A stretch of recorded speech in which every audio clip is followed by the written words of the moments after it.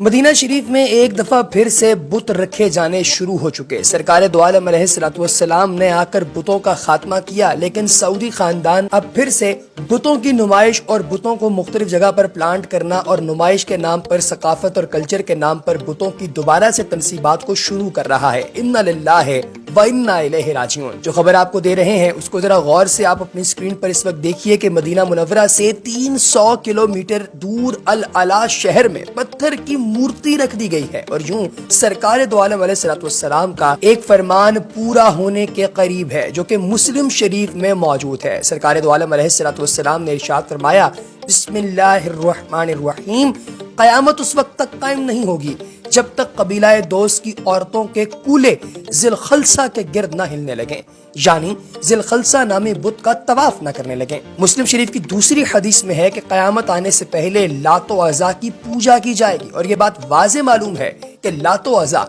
अरब के बुत हैं, तो उनकी पूजा भी अरब में ही की जाएगी। नजद के बदुओं ने मज़ारात सहाबा शहीद कर दिए कि शिर्क के अड्डे हैं, जबकि दूसरी तरफ बुत बनाकर रखे जा रहे हैं, मंदिर खोले जा रहे हैं और ऐसे बेअदबों ने बाकायदा भारत के साथ तिजारत शुरू करके उनके निजस कदमों को मक्का और मदीना के अंदर दाखिल होने की भी इजाजत दे दी है। एक लंबे अरसे तक हम अपने बड़ों से ये सुनते रहे कि ना तो कोई यहूदी और ना कोई नसरानी, ना कोई हिंदू, कोई भी गैर मुस्लिम मक्का और मदीना में दाखिल नहीं हो सकता, लेकिन मुझे अब लगता है कि शायद वो सब झूठ बोल रहे थे, क्योंकि इस वक्त हमें ये तमाम के तमाम लोग मक्का में भी, मदीना में भी, इवन ये लोग मस्जिद नबवी और मस्जिद हराम के अंदर भी दाखिल होते हुए दिखाई देते हैं। इसका मतलब ये है कि इनके इंजीनियर्स और साइंटिस्ट रिसर्च के नाम पर इन जगहों पर दाखिल होकर हमें ये बता रहे हैं, चिल्ला चिल्ला कर हम पर हंस रहे हैं कि तुम लोगों ने जो भी सोचा वो सब गलत है, हम जहां चाहे जा सकते हैं।